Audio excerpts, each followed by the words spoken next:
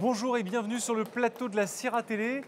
Nous allons accueillir dans un instant pour démarrer cet après-midi Vincent Mour, président exécutif du Leaders Club France, Nicolas Richet, coprésident délégué, et Jonathan Jablowski, coprésident délégué, qui vont ensemble co-animer la présentation des concepts de cette 20e édition des Palmes de la Restauration.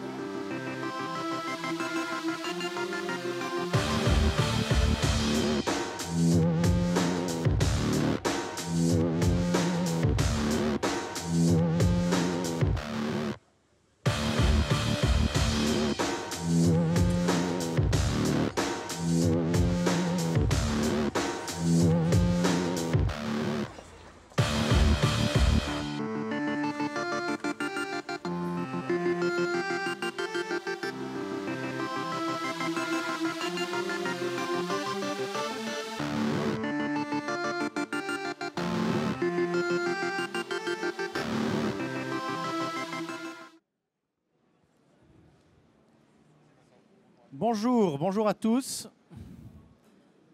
Bonjour à tous, merci d'être là.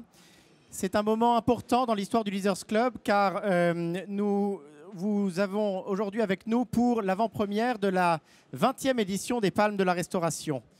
Depuis 20 ans, le Leaders Club sélectionne, analyse, scrute et tous les concepts innovants, tous les jeunes concepts innovants des entreprises qui ont moins d'1 an d'existence.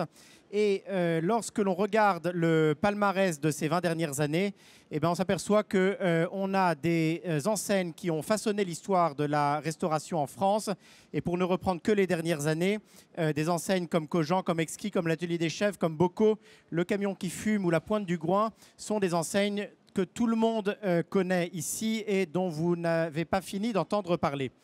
Je suis extrêmement honoré parce que nous avons une sélection de jeunes concepts cette année, 9 concepts qui vous seront dévoilés dans quelques instants avec des entrepreneurs qui viennent d'horizons très divers, ce qui est une des caractéristiques de notre métier et qui sont tous des gens admirables.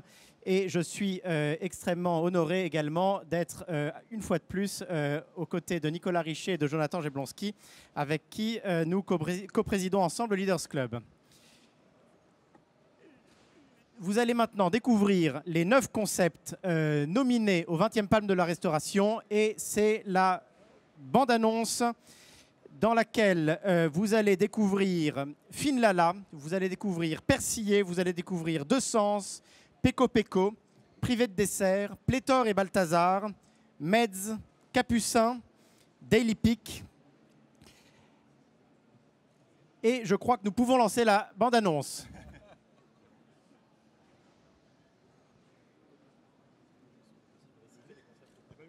C'est une pâte sans gluten à base de sarrasin qui se présente sous la forme d'un cône dans laquelle on glisse notre production aveyronnaise.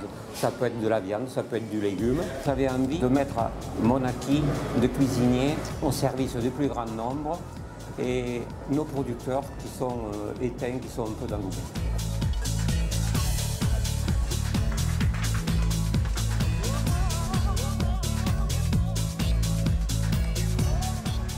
Daily Peak est un concept de restauration rapide imaginé par une chef 3 étoiles autour de produits naturels en intégrant les préoccupations du moment, à savoir les prix.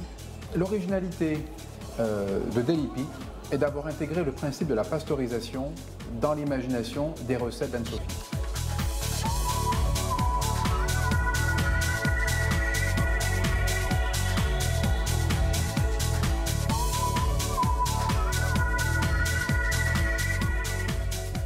Essence est donc un restaurant gastronomique de cuisine du sucré.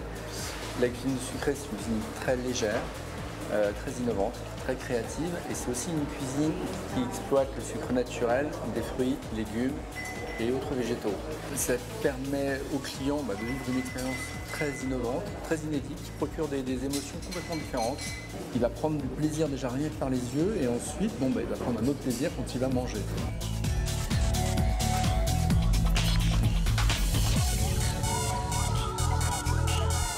Finlala se présente comme la première enseigne de restauration marocaine rapide et de qualité, et elle se propose d'offrir et de présenter les meilleures choses du Maroc en les rendant accessibles, faciles à consommer. On est capable aujourd'hui de servir des tagines ou des couscous en moins de 3 minutes.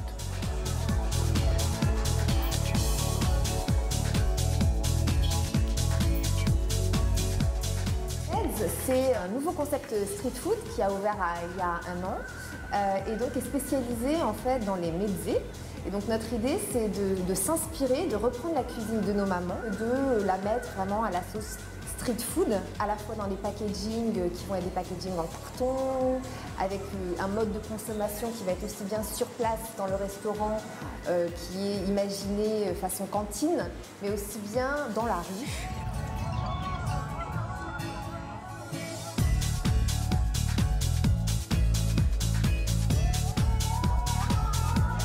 Peko Peko, c'est le bruit du ventre quand il a faim au Japon.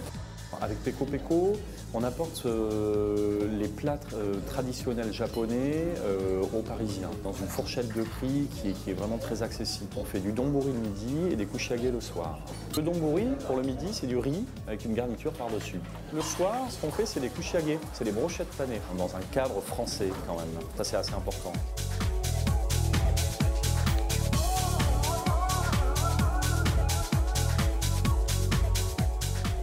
Percier, c'est une boucherie réinventée dans laquelle on peut manger. D'un côté, c'est donc une boucherie où on vend de la viande en libre service.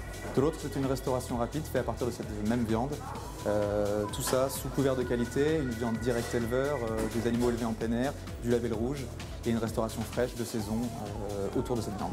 Les plats phares de Percier, c'est le burger, des grillades qu'on présente d'une manière un peu street food, qu'on présente dans une verrine, des tartares, mais pas comme tout le monde, coupés au couteau déjà. Et puis avec des recettes originales, là, en l'occurrence aujourd'hui, c'est pamplemousse gingembre.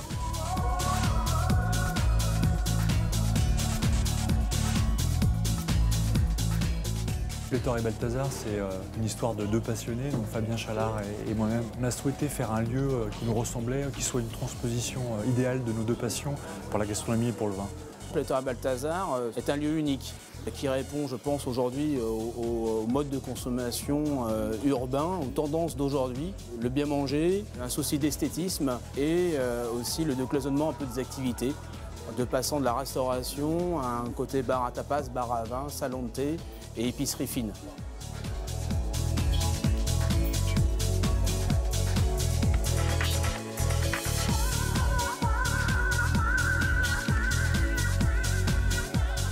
Le concept du privé de dessert, c'est de faire des plats en trompe-l'œil avec des visuels de sucré. Donc entrée et plat ressemblent à des gâteaux, des pâtisseries, des desserts, tout ce qui relève du domaine du sucré. Caviar d'aubergine, filet de bar et nougatine version salée. Il y a un visuel qui est assez déroutant, ce qui fait que quand on apporte l'assiette au client, il y a une vraie expérience au niveau du visuel d'abord, avant le goût.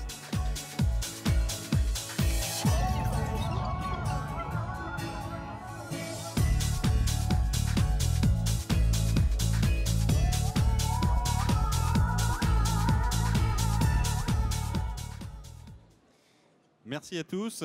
Alors, on a la chance aujourd'hui de vous présenter en fait en avant-première les 9 nominés aux Palmes. Et on a d'autant plus la chance d'avoir les entrepreneurs de ces belles enseignes qui sont avec nous aujourd'hui. Donc on ne va pas perdre de temps, on va commencer par le premier concept qui s'appelle Finlala. Et on va accueillir Mehdi Draoui et Youssef Bensa. On les applaudit bien fort.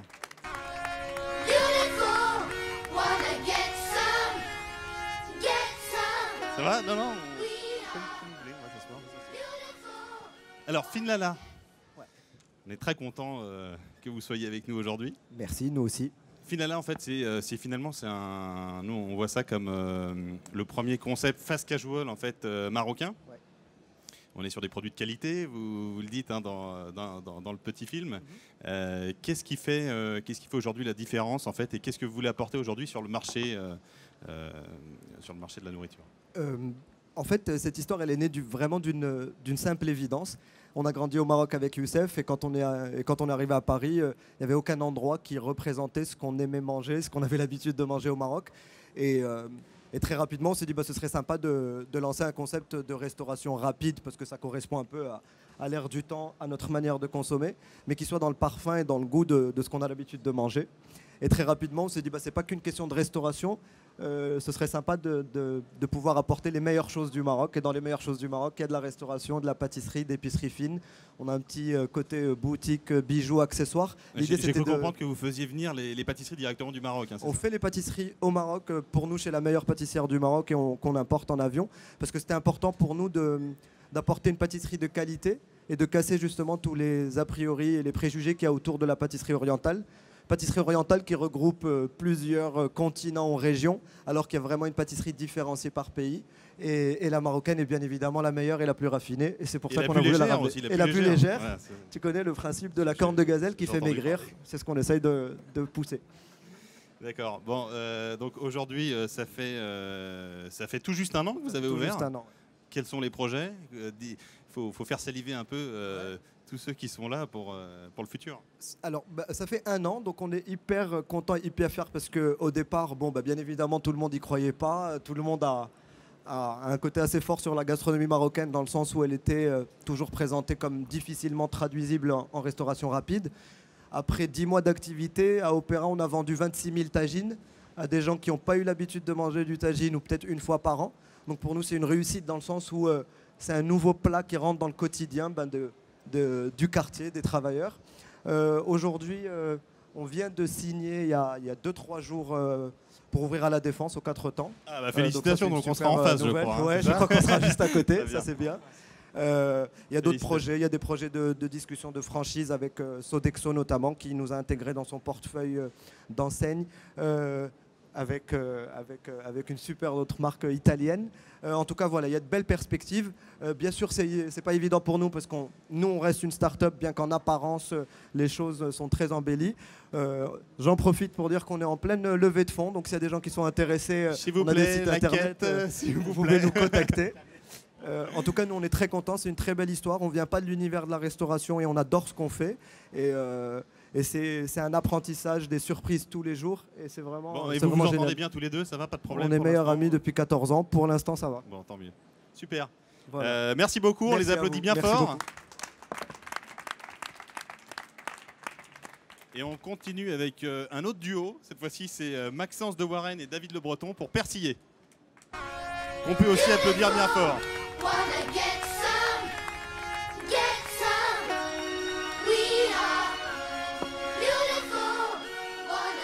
Alors, Persiller rapidement, c'est encore une nouveauté, puisque cette fois-ci, on connaissait un resto, même plusieurs établissements où finalement on a la restauration et on a la spécificité qui est la boucherie en fait, qui est à côté. Vous, c'est carrément l'inverse. On a une boucherie qui devient un restaurant. Ouais, c'est exactement l'histoire de Persiller. C'est qu'on a voulu. On est parti du principe que la boucherie, c'était un des secteurs sur lesquels il s'était pas passé grand-chose, contrairement à la boulangerie par exemple. Et on a voulu réinventer la boucherie et en faire un lieu où on puisse à la fois acheter de la viande de qualité et à la fois déguster de la viande en consommation rapide. Voilà, donc toujours autour de la qualité. La proportion des ventes aujourd'hui, sans donner vraiment de chiffres précis, mais entre la boucherie et la restauration, qu'est-ce que ça donne? On est sur 40% en boucherie à peu près et 60% en restauration. Donc c'est vrai que pour nous le pari est réussi. On visait plutôt 50-50, mais on a réussi à avoir une clientèle à la fois de quartier pour la boucherie et une clientèle pour la restauration qui est un petit peu différente, mais voilà. Une autre question rapidement.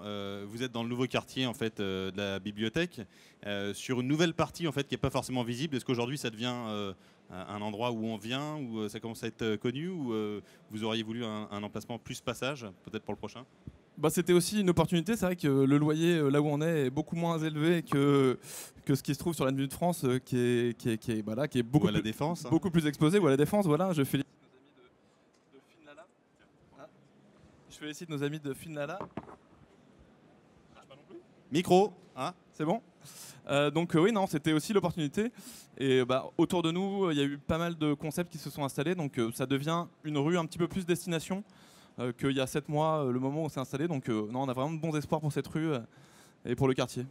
Ok, parfait. Merci. Et bonne chance pour le concours. Philippe Baranès, peux-tu nous rejoindre sur le plateau? Vous parlez de descente.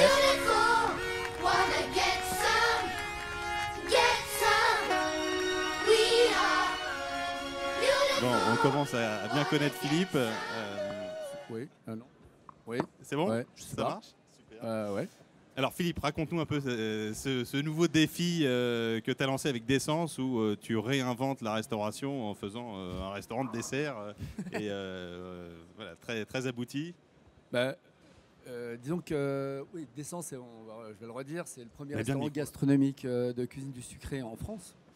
Déjà, une chose, c'est que c'est ouvert en continu aussi, ce qui fait que il y a plusieurs choses un peu nouvelles, même dans le format. L'idée, c'était que moi, je ne me contentais pas du sucré tel qu'on le voit usuellement, tel qu'il nous est présenté. C'est-à-dire qu'on a toujours l'offre pâtisserie et on a très peu, en fait, la vision du sucré comme un repas. Donc, moi, je voulais essayer de l'aborder en travaillant différemment, en travaillant comme un restaurant et en travaillant. Donc, j'ai créé un restaurant et on s'aperçoit que si on utilise le sucre naturel des aliments, c'est-à-dire des fruits, légumes et végétaux, il n'y aura pas de saturation dans ce qu'on fait et on peut complètement manger une succession d'assiettes les unes après les autres. Bon, bien sûr, il faut une grande maîtrise dans l'exécution. Et de surcroît, nous, il y a un petit aspect spectacle, c'est-à-dire qu'on fait ça devant les gens. Donc, les clients, quand ils entrent, ils vont soit ils s'installent en salle, soit ils s'installent au comptoir. Et à ce moment-là, ils vivent le spectacle du dressage des assiettes devant eux. Donc, c'est très agréable. Comme c'est vraiment de la pâtisserie, en fait, c'est très très impressionnant, en fait. Hein, c'est ça. Merci. Je vais pas le dire. Non, mais enfin, et le but, de toute façon, c'est de proposer du plaisir et de montrer que justement, avec le sucré, on arrive à faire quelque chose de vraiment très intéressant et pas que ce soit ce qui clôt le repas, mais qui peut devenir le centre du repas. Et ça, c'est un peu l'idée forte de D'Essence. Voilà. Super, merci. Est-ce que quelqu'un a des questions pour nos 3 premiers nominés? N'hésitez pas. Daniel, une petite question? Non? Bon, alors, Vincent a une question. Je vais donner le micro à Philippe. J'ai une question pour notre ami Philippe Baranès, qui n'est pas un inconnu aux palmes du Leaders Club, puisque c'est un multi-entrepreneur, quelqu'un d'extrêmement créatif. Et je voudrais savoir, Philippe, quel sera ton prochain concept? Je préfère pas le dire encore. Non, mais parce que je suis toujours en réflexion. Donc, on est entre nous, hein, tu sais, j'en dirai rien. Je sais, mais je suis pas encore sûr. Donc, c'est-à-dire que j'ai plusieurs visions, mais pour le moment, j'ai pas encore pris ma décision. Donc, je me donne encore 1 mois pour prendre ma décision. Bon, tu sais où nous joindre quand ce sera le cas. Écoute, en tout cas, bonne chance à vous 3. Alors, comme vous le savez, d'habitude, on se répartit les concepts 3 par 3 entre Jonathan, Nicolas et moi. Et il y a toujours une grande discussion pour savoir lequel aura la palme d'or. Si c'est les concepts présentés par Jonathan, les concepts présentés par Nicolas ou ceux que je présenterai. J'ai ma petite idée sur la question, mais je vous en parlerai tout à l'heure. Voilà. Bon, moi, je pense que j'ai au moins une palme d'or là. Dans les 3 que je vais présenter. De toute façon, il n'y en a qu'une au final, n'oublie pas. Tu te débrouilleras avec le reste. Benjamin, Peko, si tu veux bien nous rejoindre. Merci de l'applaudir. Bonjour. Alors Peko ouvert il y a un peu plus d'1 an ou juste 1 an? 1 an et 1 mois maintenant. Benjamin, je crois que tu viens de la restauration. Non. Raconte. J'ai travaillé pendant pas mal de temps, mais non, c'est pas mon corps de métier, c'est pas mon métier ni ma formation, on va dire. Maintenant, ça l'est devenu, mais pas la base. Et alors, Peko, c'est quoi? Pourquoi est-ce que tu as lancé Peko il y a 1 an? Alors en fait, c'est une association entre 2 amis, voilà, donc un chef pâtissier japonais et moi-même, voilà, pour emmener la cuisine traditionnelle japonaise à la portée des travailleurs du 9e arrondissement de Paris, entre autres. Voilà. Alors quand vous irez voir, vous irez déjeuner ou dîner d'ailleurs chez Benjamin, chez Peko Peko, vous verrez que tout est mis sur l'assiette, sur la cuisine, le savoir-faire en cuisine, et que la décoration est tout à fait simple. Oui, complètement. Ouais. Simpliste, mais je ne veux pas être péjoratif, mais non, simple pour laisser en place la cuisine. Oui, il y a ça, et puis en fait c'était principalement une question de budget également. Hein. mais oui, après... on peut faire un concept avec des budgets tirés. Quoi. Oui, du moins là sur le coup très petit budget, mais puisque c'était notre premier restaurant, donc voilà, ça a été compliqué, ça a pris pas mal de temps quand même à monter. Après, ce qui compte, c'est ce qu'il y a dans l'assiette, c'est ce que mangent les gens, et voilà, donc c'est quelque chose effectivement au niveau déco très dénudé, mais ce qu'il y a dans ce que vont manger les gens, c'est simple mais bien travaillé. Voilà, on essaye d'être honnête, authentique, et puis de faire découvrir des choses en fait, que ça soit en solide ou en liquide. Voilà, je pense que c'est ça un petit peu l'idée. Avec une carte différente le soir du déjeuner, je crois. Oui, donc il y a 2 volets, effectivement. On a un premier volet le midi, c'est du riz avec une garniture par-dessus. Donc ça, c'est le donburi, chose qui est très peu vue en fait en France jusqu'à présent. C'est un plat qui est assez familial au Japon. Donc ça, c'est ce qu'on décline nous le midi. Il y avait ce choix-là parce que comme ça, on pouvait le faire aussi à emporter pour les gens. Peut-être plus tard en livraison à voir. Et ensuite, en plus, il y a un intérêt nutritionnel finalement. On n'en parle pas beaucoup. Mais oui, parce que non, effectivement, mais bon, la cuisine japonaise de toute manière, c'est quelque chose de très maîtrisé, de très sain, avec des produits effectivement qui sont souvent des produits locaux. Bon, alors après, nous, on essaye d'aménager ça par rapport aux produits français, bien entendu. Mais oui, c'est quelque chose qui est bon pour le corps et l'esprit, la cuisine japonaise. Mais bon, ça, c'est pas nouveau, vous le savez. Sauf que là, c'est une vraie cuisine japonaise, parce qu'il y a quand même beaucoup de japo-chinois, je me permets de dire ça comme ça, mais voilà. Et ensuite, pour en revenir à notre carte, le soir, c'est les brochettes panées. Donc ça aussi, c'est quelque chose qui est intéressant, parce que sur le coup, les Français ne le connaissent pas, ou peu. Voilà, donc on est dans pas mal de choses de découverte. Voilà. Oui, avec toujours des plats surprenants que tu expliques bien. Ouais. Merci. Mais c'est bon, en fait, c'est ça surtout. Non, mais c'est vrai, parce qu'il y a plein de restaurants, des nouveaux concepts, des choses comme ça, où il y a pas mal de marketing, ou je sais pas, après, il y a une vraie honnêteté, une vraie authenticité qui se retrouve dans ce qu'on fait, et donc on a un bon retour client, et ça, c'est ce qui nous nourrit. En tout cas, ce qui est sûr, c'est qu'il faut aller tester, et tester rapidement. Parce que... Non, mais c'est petit, mais on accueille tout le monde, ça va. Mais effectivement, c'est petit pour l'instant. Merci Benjamin. Ouais, de rien. Merci beaucoup.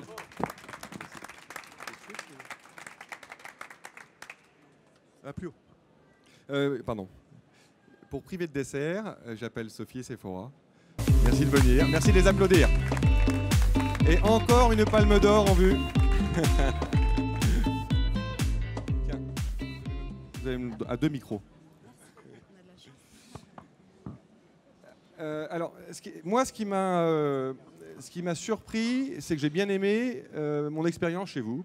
Alors que j'y allais à reculons, dans le sens où je me dis, on peut pas, je vais au bout quand même, c'est très difficile de sortir de l'imaginaire ou de casser l'imaginaire. On a un imaginaire, enfin moi j'ai un imaginaire fort sur la gourmandise, sur le sucré, et quand on découvre un plat qui ressemble à un dessert et que c'est salé, on se dit, mais comment on va vivre l'expérience?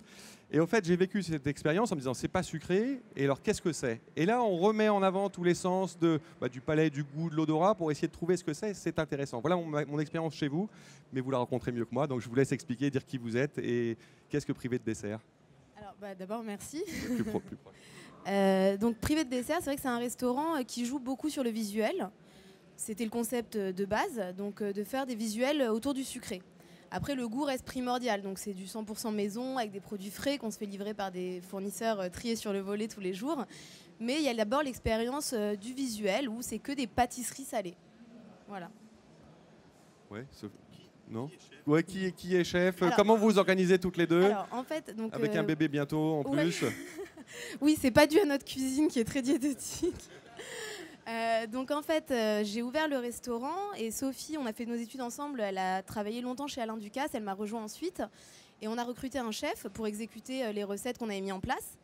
Donc là, on a la 3e carte, toujours, voilà, en imaginant des pâtisseries issues de la gastronomie française qu'on connaît, mais avec des produits du jour, classiques, voilà. Et c'est une offre pour toute la journée? Vous commencez au petit déjeuner Alors, pour finir le soir? Non, on était ouvert que le soir, là, pour notre première année. On vient de fêter notre anniversaire. Et là, on est ouvert le midi depuis pas longtemps. Donc voilà, pour les projets futurs, là, il y a optimiser le midi. On vient de sortir un livre aussi de recettes de pâtisserie salée. Et là, on commence à être approché par des réseaux de franchise. Donc on se pose la question tout doucement. Ce serait vraiment super pour nous. C'est vrai. Ah bah, on recherche quelqu'un. Et prochaine ouverture donc prochaine ouverture plutôt en franchise, ou alors vous laissez un peu de temps encore pour développer le déjeuner ou d'autres créneaux horaires? Là, on développe le déjeuner. On a un projet de notre côté dérivé du privé de dessert, avec quelque chose plus à emporter, autour toujours des pâtisseries salées, qu'on va ouvrir en notre nom. Et ça, on aimerait bien aller assez vite. Après, ça, voilà, c'est toujours des problématiques, je pense, que tout le monde a, de financement, de recherche de locaux, qui sont très laborieuses. Et ensuite, on aimerait bien peut-être réfléchir au concept de franchise, parce que à deux, ça fait beaucoup déjà. Super, bah merci à vous. Merci à vous. Et pour finir, enfin, en ce qui me concerne, je voudrais accueillir Vincent et Fabien, si vous voulez bien, pour Pléthore et Balthazar. Alors, je ne vous présente pas parce que vous êtes des... Bonjour. Vous êtes des locaux, mais je vous laisse vous présenter. J'ai plus beaucoup de voix, désolé, parce qu'on fait un peu la fête en ce moment. Donc Pléthore Balthazar, c'est une rencontre entre deux amis autour de la gastronomie, moi passionné, Vincent passionné de vin. Voilà. Donc on a voulu faire un concept aujourd'hui dédié au plaisir, à la bonne bouffe, et où on peut juste venir déguster un bon verre de vin avec un petit tapas, comme manger des bons plats, ou repartir avec du fromage, de la charcuterie et autres, parce qu'on fait aussi un petit peu épicerie. Voilà, et le but est de développer un peu le concept. Voilà, ouais. C'était au départ, c'est ce que dit Fabien est très important pour nous. C'est vraiment une histoire de passion, parce que c'est ce qui comptait le plus pour nous. Voilà, moi, j'ai souvent été frustré dans les restaurants dans lesquels j'allais, parce qu'il y avait une carte des vins qui était très courte. Moi, en tant que passionné de vin, d'avoir 30, 40 ou 50 références, c'est toujours un petit peu décevant. Donc voilà, c'est pour ça qu'on a investi aussi beaucoup dans le vin, qui est un des piliers du lieu, avec 500 références aujourd'hui à la carte. Et puis on a 16 vins au verre en permanence et 6 champagnes à la flûte. Oui, et puis c'est pas un bar à vin, parce que là j'entends un bar à vin pour ceux qui ne connaissent pas, mais c'est un lieu aussi, un lieu, une décoration. Maîtresse. Oui, il y a une pièce maîtresse qui est le bar en U. Le but, c'est de développer dans tous les concepts un grand bar où on peut à la fois se faire plaisir autour des vins et déguster des petits tapas, tout comme s'asseoir et puis avoir des plats en grand modèle. Et il y a une salle magnifique, on voit toutes les bouteilles de vin qui sont visibles dans des caves à vin. On a en stockage, en visuel, et tout réfrigéré bien sûr à différentes températures, plus de 3000 bouteilles. Et le but de Vincent aussi, on a réussi à faire une belle carte où il y a sur 500 vins, 150 vins à moins de 50 €. Donc pour que le plaisir de la personne puisse se renouveler régulièrement et qu'on ne soit pas obligé de venir et se dire on va se mettre une bouteille à 150 €. On peut aussi se faire plaisir avec une Romanée Conti à 8000 €, mais on peut aussi se faire plaisir. Non, mais c'est vrai qu'on a des très belles allocations aussi en vin. Donc on a eu à la Romanée Conti dont vient de parler Fabien. Mais notre idée aussi, c'est pour des gens qui viennent tous les jours, parce qu'on a beaucoup d'habitués. Nous aussi, on vient de fêter notre premier anniversaire, donc on a beaucoup d'habitués qui viennent le midi, d'avoir aussi des vins au verre à partir de 3 € et des bouteilles à partir de 25 €. Donc aussi pour répondre aussi à ces problématiques-là. Et vous avez aussi l'activité d'épicerie qui n'est pas tout à fait développée ici dans ce premier concept. L'idée, c'est de vraiment développer la marque aussi, d'avoir PB Bistrot, pourquoi pas, avec juste le côté vin et petites assiettes de charcuterie. L'idée, c'est de développer PB épicerie et PB caviste. Donc on peut vraiment faire les choses un petit peu, décliner le concept Pléthore Balthazar, en sachant qu'ici, on est rue Mercière, donc une rue emblématique à Lyon, en France, qui est connue. Et l'idée, c'était de faire revenir le Lyonnais rue Mercière et pas que ce soit qu'une rue touristique. Voilà. Et en quelques mots, les projets, parce que je pense que vous n'êtes pas, en tout cas, vous êtes des habitués du développement. Il y a eu Ten Finger, il y a eu le comptoir de la Bourse, enfin il y a toujours, pardon. Oui, il y a toujours. Et des projets à venir?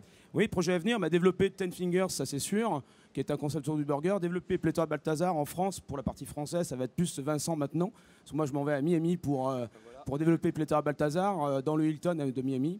C'était signé la semaine dernière. Et, numéro 2, ça y est.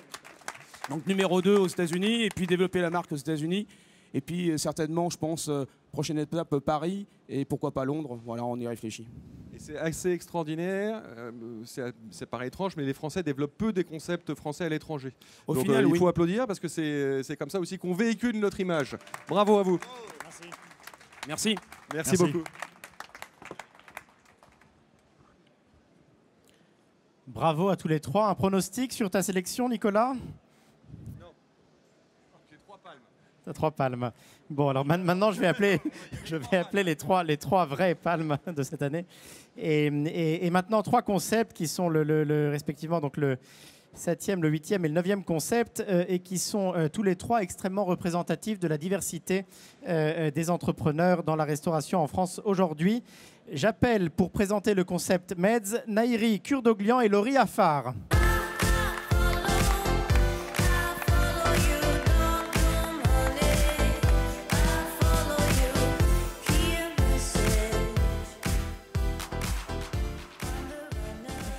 Merci d'être là. Bravo à toutes les deux.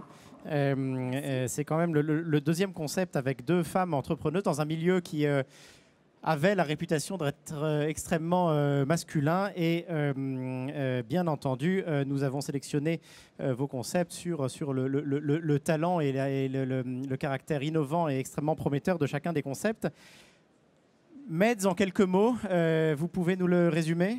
Oui, bien sûr. On m'entend? Donc Meds, en fait, c'est la cantine et le la cantine et le takeaway méditerranéen du canal Saint-Martin. Donc, en fait, c'est une cuisine. On propose une cuisine façon street food d'inspiration méditerranéenne orientale, en fait. Donc libanaise, arménienne, parce qu'on est toutes les deux d'origine arménienne, nées en France, avec de la famille du Moyen-Orient. Donc voilà, notre idée, c'était tout simplement, cette cuisine aujourd'hui, elle existe de façon traditionnelle, plutôt traditionnelle en fait, à Paris, en France. Et nous, notre idée, c'était de vraiment casser les codes et de proposer une cuisine d'inspiration méditerranéenne orientale dans un univers branché, street food, ouvert à tous. Voilà, et sur le canal Saint-Martin. En tout cas, notre premier restaurant est sur le canal Saint-Martin. Qui est un des hauts lieux du Paris branché? Oui, un des hauts lieux du Paris branché. Un lieu en tout cas où qui brasse toutes sortes de gens, et c'est ça qui est intéressant, un lieu où il y a le canal Saint-Martin qui permet justement de pouvoir consommer dans la rue, puisqu'on parle de street food, donc pour nous c'était une dimension importante, donc on a vraiment imaginé, en tout cas réfléchi à comment proposer notre cuisine pour qu'elle puisse se consommer donc au bord du canal, façon pique-nique ou bien en restaurant, mais aussi de manière originale. Et le slogan Bullet Power? Alors Bullet Power, oui. Alors justement, on croyait beaucoup aux boulettes, Laurie et moi. Donc notre idée, c'est une de nos offres en fait assez fortes. Donc on propose dans notre restaurant aussi bien des sandwichs pita chaud, mais aussi des mezzés. Donc les mezzés, c'est d'où le nom d'ailleurs du restaurant. C'est tous ces petits plats, le houmous, le caviar d'aubergine, les feuilletés avec de la pâte filo cuit au four avec une garniture au fromage, et les boulettes. Donc les boulettes, il y a les versions viande, donc c'est les keftés. Donc bien sûr qu'on prépare maison avec de la viande hachée maison tous les jours, etc. Et que voilà, on prépare la farce, etc. Et on façonne tous les jours. Et il y a la version falafel. Donc la version falafel, c'est les boulettes végétariennes à base de pois chiches assaisonnées. Franchement, les deux, aussi bien. Et c'est ça qui est génial, c'est qu'il y a vraiment ceux qui sont fous de viande et de kefté et qui veulent la version viande, qui est forcément plus gourmande. Et puis, il y a vraiment les inconditionnels du falafel et qui viennent chez nous pour le falafel. Voilà. Donc vraiment les deux. Bravo, on peut les applaudir. Merci. Et on passe le micro à Vic. Oui, moi, je pensais que c'était de la restauration rapide, mais c'est vraiment la street food, c'est-à-dire que vous ne travaillez pas au déjeuner essentiellement, c'est toute la journée, c'est le week-end, c'est ça, ou je me trompe? Oui, alors on est ouvert pour le moment du mercredi au dimanche, donc midi et soir, et le week-end on est ouvert en continu, parce que le canal nous permet de faire ça. Et en fait, on peut aussi bien manger sur place, mais en fait, on ne mange pas dans de la vaisselle, mais dans des cartons. Mais malgré tout, on a imaginé l'expérience pour qu'elle puisse être aussi bien adaptée pour le midi, mais aussi pour le soir. Voilà. Et aussi bien sûr, en takeaway ou en livraison chez soi. Bravo, voilà. On peut les applaudir. Merci. Une fois de plus et allez chez Meds, car vous en entendrez beaucoup parler dans les mois et les années à venir. Pour présenter maintenant le concept Capucin signé Brasse, j'ai l'honneur d'appeler Michel Brasse, que vous pouvez applaudir très fort.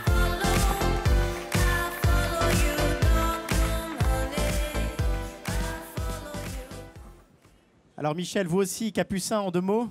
Capucin en 2 mots. Ça va être difficile, mais bon, c'est d'abord une histoire. C'est l'histoire de... Cette histoire, elle pose ses bases un peu dans ce territoire, l'Aubrac, qui en 64, il y avait eu un inventaire du CNRS, comme quoi il devait disparaître, donc on faisait cet inventaire. Et puis il y a des irréductibles, je ne vais pas dire gaulois, mais des irréductibles, éleveurs, agriculteurs, des artisans et des commerçants qui se sont battus pour que ce territoire existe. Et donc les Capucins, c'est venu de cette idée-là, c'est de faire valoir ces hommes et ces femmes qui ont fait le territoire. Voilà. Sachant qu'aujourd'hui, le territoire a pris un certain nom, puisqu'on voulait nous accaparer la gueule, en passant. Donc, dans les Capucins, c'est un ancien ustensile de cuisine. C'est une machine qu'on a développée avec les lycées techniques de l'Aveyron. Ça a été leur devoir pédagogique pendant 1 an. Et là-dedans, on glisse des productions locales. Ça peut être de l'aligot, de la truffade, ça peut être de la lentille blonde. Et, sachant que on cautionne ce qu'on met dans les Capucins avec des onglets sur lesquels on glisse la recette avec quelques mots de poésie. Et derrière, on a l'adresse du producteur. C'est-à-dire que c'est un renvoi direct au producteur. Et de plus, je fais référence sur certains produits au mouvement Slow Food, avec qui je suis très bien, avec Carlo Petrini, avec qui je suis bien engagé. Donc ça peut être de la lentille blonde, comme je vous disais, ça peut être du haricot tarbé. Je suis en train de faire rentrer le bœuf fermier au Brac dedans. Vous voyez, c'est tout ça. Voilà. C'est vraiment une histoire humaine. C'est que le producteur, aujourd'hui, je veux le mettre à la portée du consommateur dans sa véritable identité et sa véritable franchise. Le projet est magnifique et je suis très touché de voir que des gens poussent le mouvement Slow Food en France qui a du mal à faire le travail extraordinaire qu'il a fait sur les terroirs et sur les territoires italiens. Michel, votre premier site, il a ouvert sur une aire d'autoroute. Alors, pas n'importe laquelle, puisque c'est celle du viaduc de Millau. Oui. Et moi, je voudrais que vous puissiez nous en dire quelques mots. J'avais été tout à fait étonné, séduit. J'étais très admiratif qu'un chef de votre envergure, 3 étoiles Michelin à l'Aïol, votre nom est connu dans le monde entier pour porter extrêmement haut les valeurs de la gastronomie française, puisse se remettre en question au point de créer un concept de fast casual et de l'ouvrir sur une aire d'autoroute. Est-ce que vous vous êtes posé la question en vous disant est-ce bien raisonnable? Pas du tout, parce que je crois que on va attaquer un débat qui est assez vaste. Vous avez 28 secondes. 28 secondes. Bon, il faut savoir que le plaisir de la table, c'est pas forcément des plaisirs onéreux. Je veux dire, moi, je me régalais avec des tartines de pot de lait, avec des plaisirs simples. Et donc, ce que j'ai voulu mettre aux Capucins, c'est mettre ces plaisirs simples à la portée de tout le monde. D'ailleurs, les Capucins, on les assaisonne avec des miettes de pain qui sont assaisonnées. Voilà. Écoutez, bravo et longue vie à Capucin. Déjà 2 unités et bientôt certainement beaucoup d'autres.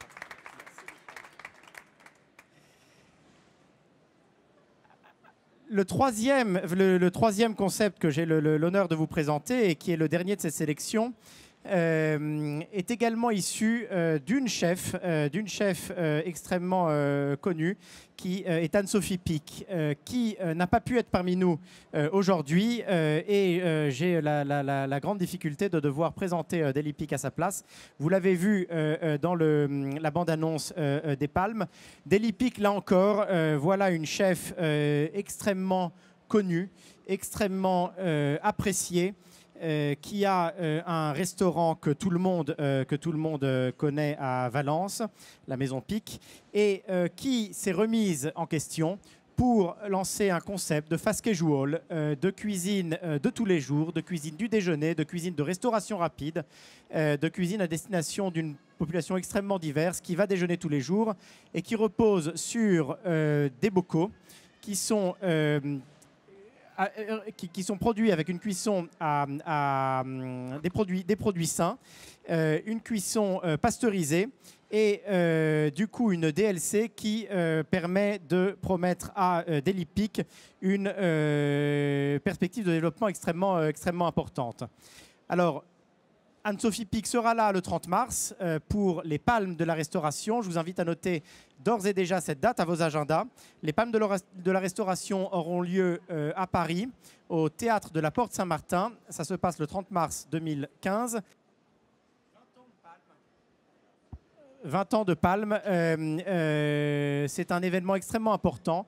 Le palmarès, comme je vous l'ai dit, est quelque chose de très fort qui recoupe toutes les facettes de la restauration en France au cours de ces 20 dernières années, du fast casual à la restauration assise, des enseignes locavores jusqu'aux enseignes éthique et participative. Et pour la première fois, le Leaders Club a fait une synthèse du travail du jury des Palmes de la Restauration, pour lequel je remercie le chef Thierry Marx, qui nous a fait l'honneur cette année d'en être le président. Et ce cahier Sourcing 2015 vous sera distribué dès la fin de cette émission. Vous le retrouverez au cours de ce CIRA et vous le retrouverez évidemment le 30 mars prochain à Paris pour les 20e Palmes de la Restauration. Merci à tous les nominés et bravo à chacun d'entre eux. Le Leaders Club fait le pari osé de sélectionner des enseignes qui ont moins d'1 an d'existence.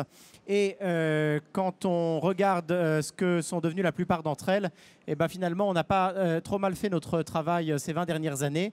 Mais même celles qui, hélas, ne font plus partie du paysage de la restauration, ont eu leur palme parce qu'à une époque, elles étaient représentatives d'une tendance qui s'est ensuite affirmée sous d'autres formes.